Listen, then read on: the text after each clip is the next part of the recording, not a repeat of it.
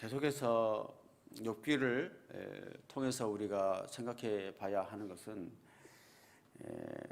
특별히 우리가 이해할 수 없는 고난을 당할 때, 우리가 까닭을 알 수 없는 문제를 만났을 때 우리가 그 고난을, 그 문제를 어떻게 대해야 하는가, 이 부분에 대해서 계속해서 여러분들이 생각해 보시기를 바랍니다.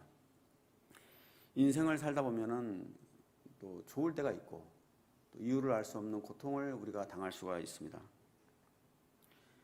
해석되지 않는 고난이기 때문에 그 고통의 깊이가 더 깊고 힘들 수가 있습니다.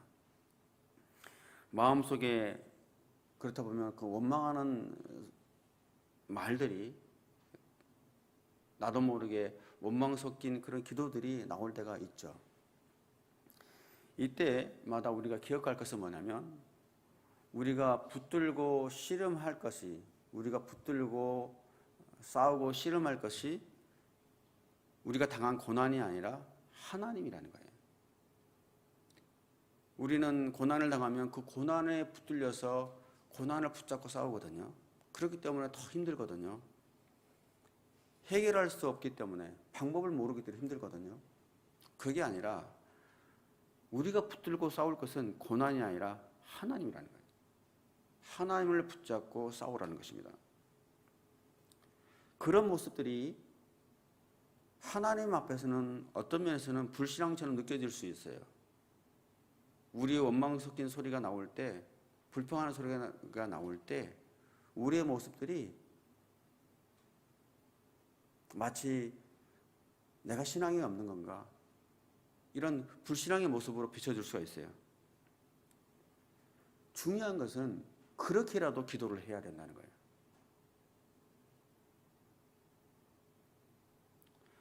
어찌됐든 하나님을 끝까지 바라보는 것이 중요하다는 것입니다. 하나님께 떼를 쓰고 매를 계속 매달리는 자녀를 하나님께 외면하지 않으세요. 그래서 오늘 큐티 본문을 통해서 우리가 생각해 볼 것은 뭐냐면, 원망 섞인 기도라도 하나님께 기도하는 것이 중요하다. 그리고 하나님을 붙들고 있는 것이 중요하다는 것을 오늘 말씀을 통해서 우리가 배우게 됩니다. 하나님에 대한 그런 원망과 불평도요, 하나님에 대한 기대가 있기 때문에 나오는 거예요. 하나님에 대한 기대가 없으면 원망도 없죠. 우리 가운데 불평이 있고 원망이 있는 것은 하나님을 신뢰하고 하나님에 대한 기대가 있기 때문에 나오는 것이죠. 욥의 마음이 바로 그런 마음인 것이죠. 먼저 16절에서 19절까지의 말씀 한번 보겠습니다.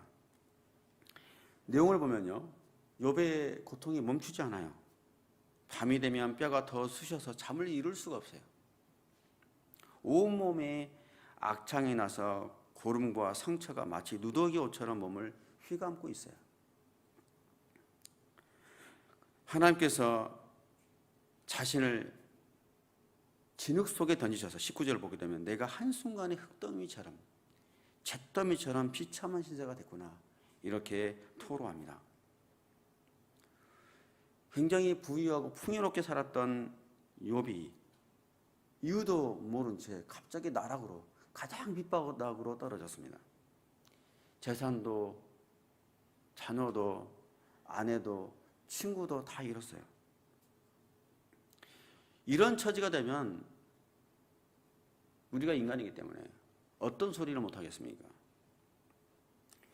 욥이 이렇게 생각을 해요. 그래도 내가 어려운 사람들에게 살면서 나누고 베풀면 살았는데, 또 그런 상황 속에서 하나님을 누구보다도 경외했는데, 그리고 늘 정직하게 살아왔는데, 하나님 왜 이런 고통을 저에게 주십니까? 이런 원망하는 소리가 나오지 않겠습니까? 하나님에 대한 의문이 생기는 것은 어찌 보면 당연할 거예요. 고난을 주셔도 적당히 줘야지, 이렇게까지 저를 가장 밑바닥까지 저를 이렇게 고통 가운데 몰아넣으십니까? 라는 기도가 나오지 않겠습니까? 욥 자신 안에는 그런 수많은 의문과 갈등과 번뇌가 요동치고 있어요. 그 괴로운 마음들이 욥의 입술에서 원망과 탄식과 이런 절기로 지금 쏟아져 나오고 있는 것이죠. 그래서 욥기를 통해서 우리가 배우는 것은 하나님에 대한 원망 섞인 이런 절규들이 결코 불신앙이 아니라 하나님을 더욱더 붙잡고자 하는 간절함이라는 거예요. 간절함이 있기 때문에 이런 원망이 있는 것입니다. 나를 이런 수렁에서 건져내실 분이 그래도 하나님밖에 없습니다라는 고백인 것이에요. 그런 원망 섞인 기도는 하나님만이 나를 도와줄 수 있는 유일한 분이십니다 라는 이야기예요. 그런 기대와 믿음이 있기 때문에 그래도 욥이 하나님을 붙들고 기도하고 있다는 것입니다. 욥이 말할 수 없는 고난 중에도 이렇게 하나님을 향한 이 믿음만큼은 끝까지 잃지 않고 있습니다. 욥이 잘한 일은 이거예요.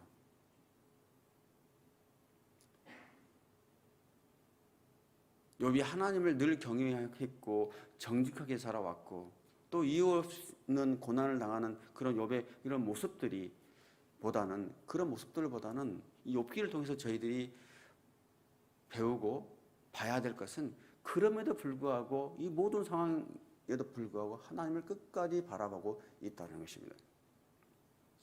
그래서 다시 한번 말씀드립니다마는 원망 섞인 기도라도 하자. 하나님을 떠나는 것이 문제지 하나님을 붙들고 원망 섞인 기도라도 하는 것이 중요하다는 것입니다.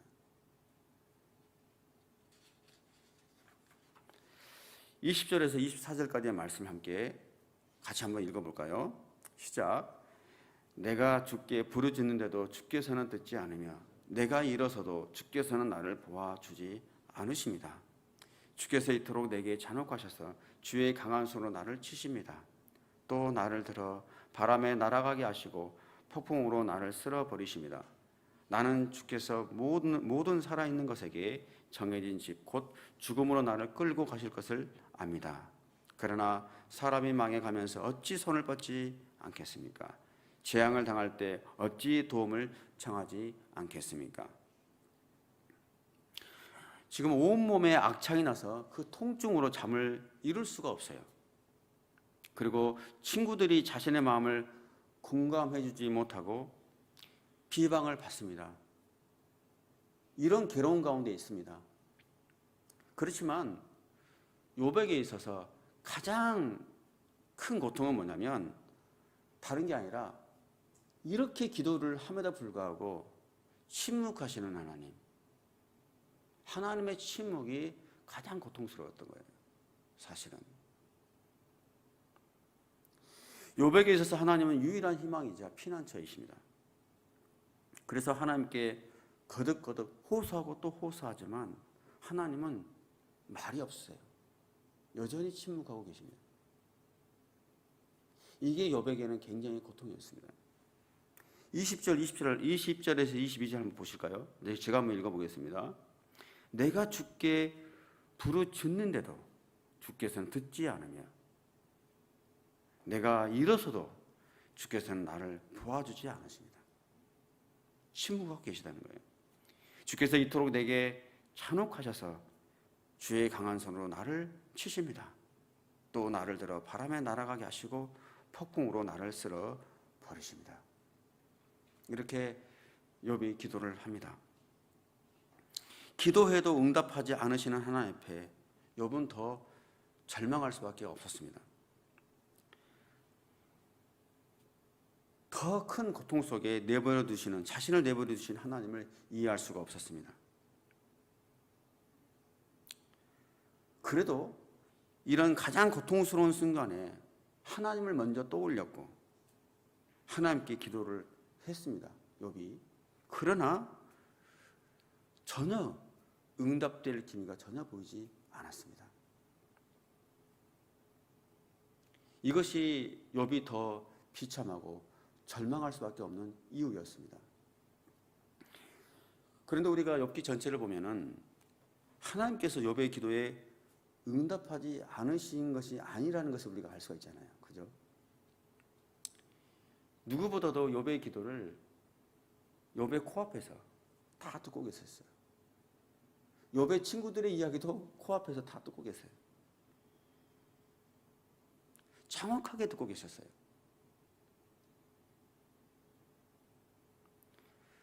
다 듣고 계시고 난 다음에 마지막에 가서 하나님께서 응답하시지 않습니까?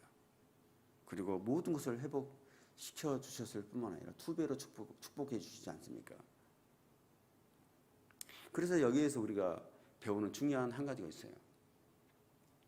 우리가 기도드릴 때 그 순간 하나님께서 즉각적으로 응답하지 않으셨다고 해도 실망하지 않아야 된다는 거예요. 하나님은 기도를 외면하신 것이 아니라 그 기도에 응답될 최적기를 기다리고 계신다는 거예요. 무엇보다 중요한 것은 우리의 기도를 정확하게 듣고 계신다는 거예요. 하나님은 절대로 우리의 기도를 외면하시는 분이 아니세요. 어떤 형태로든 하나님은 우리가 깨닫도록 응답하세요. 우리가 바라는 대로 응답되지 않을 수는 있어요. 그렇지만 우리가 깨달을 수 있도록 하나님께서 응답하세요. 하나님은 우리의 모든 형편과 사정을 모두 보고 계세요. 그리고 우리의 기도를 다 듣고 계세요. 하나님은 늘 신실하고 늘 변함이 없으세요. 그리고 무엇보다도 하나님은 우리를 누구보다도 잘 아시고 우리를 사랑하시는 분이십니다. 하나님의 응답의 때가 우리가 생각하는 때와는 다를 수가 있어요. 우리는 우리가 처한 현실밖에 볼 수 없는 유한한 존재이지만 하나님은 우리의 과거와 현재와 미래를 다 아시는 분이세요. 그렇기 때문에 하나님은 반드시 우리에게 가장 좋은 우리의 과거와 현재와 미래를 다 아시는 하나님께서 가장 선한 방법으로 응답해 주신다는 것입니다. 그래서 이런 믿음을 갖고 불평하는 기도, 원망하는 기도라도 하나님을 붙들고 기도하라는 것입니다. 어떤 형태로든 하나님은 응답하시기 때문에.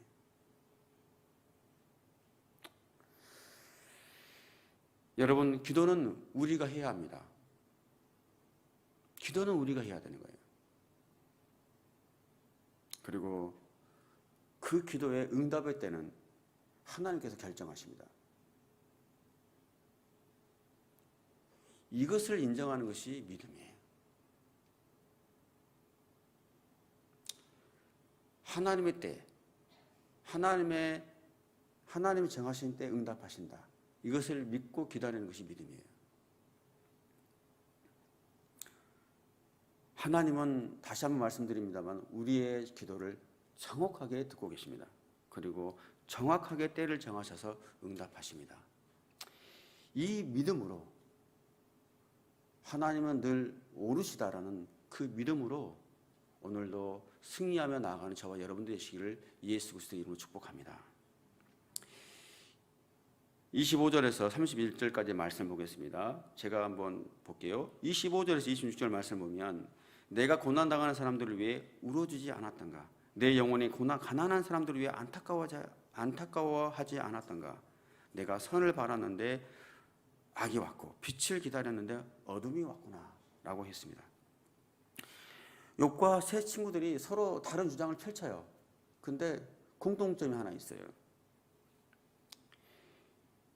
그게 뭐냐면 자신들이 경험한 것이 자신들의 경험이 옳다라는 생각, 이 공통된 생각을 가지고 있어요. 욥이든 세 친구든. 잘 들어보세요. 세 친구들은 욥이 죄를 범했기 때문에 벌을 받는 거야. 사람들은 죄를 범하면 벌을 받는 거야 라는 생각을 가지고 있었어요. 그죠? 욥은 어떤 생각을 가지고 있었냐면 나는 하나님께 죄를 짓지 않았기 때문에 내가 벌을 받는 것은 부당하다고 생각을 했어요. 그 말은 뭐냐면 욥도 벌은 죄를 지은 사람이 받는 것이다라는 생각을 갖고 있는 거예요. 욥이나 세 친구나 같은 생각이에요, 사실은. 다른 주장을 펼쳤을 뿐이에요, 사실은. 그죠? 나는 죄를 짓지 않았기 때문에 벌을 받는 건 부당해. 하나님 어떻게 저에게 이렇게 하실 수 있습니까? 라는 생각을 욥도 가지고 있었다는 것입니다. 이유 없는 축복, 또 이유 없는 고난은 없다는 것이죠. 그러나 욥을 통해서 계속해서 우리가 보는 것은 하나님의 특별한 뜻으로 인해서 인간들이 이해할 수 없는 그런 또 까닭을 알 수 없는 고난도 있을 수 있다는 것이에요. 이 하나님의 영역을 우리가 보지 못하기 때문에 욥과 세 친구들이 거기까지 그 생각이 미치지 못하기 때문에 이 고난이 계속 힘든 거예요. 그래서 하나님을 인간의 생각에 가다 놓고 계속 하나님을 판단하는 거예요.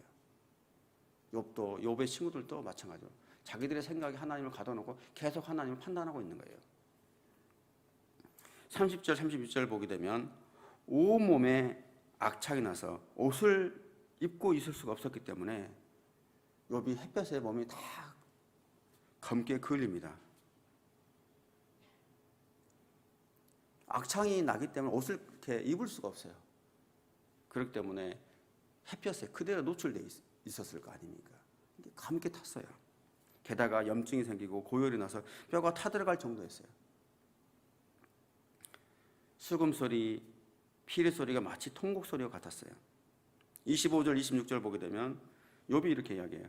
내가 누구보다도 하나님 앞에 경건하게 살았고 내가 고난당하는 사람들을 위해서 함께 울었고 내가 가난한 사람들을 보면서 안타까워하지 않았던가. 내가 당연히 선을 바랐는데 악이 왔구나. 그러니까 욥도 이렇게 하나님께 결백하기 때문에 이런 벌을 받는 것은 부당하다고 생각한 거예요.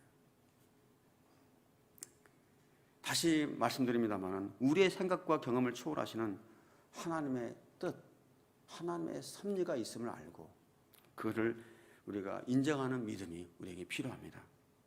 믿음이란 하나님이 인간의 생각과 인간의 세계를 초월하여 역사하시는 하나님이심을 인정하는 것, 그리고 우리의 생각을 뛰어넘어서 행하시는 그 하나님이심을 우리가 인정하는 것, 하나님 되심과 그 행하심을 인정하는 것이 믿음이에요. 하나님은 우리의 생각과 경험과 이치에 따라서 조종되는 분이 아니세요. 초월하여 계시기 때문에 믿음이 필요하죠. 그렇죠? 초월하여 계시기 때문에 하나님이시죠. 이 생각과 이 믿음을 우리가 가질 필요가 있다는 것입니다. 그렇기 때문에 여기서 우리가 거꾸로 생각해 볼 필요가 있어요.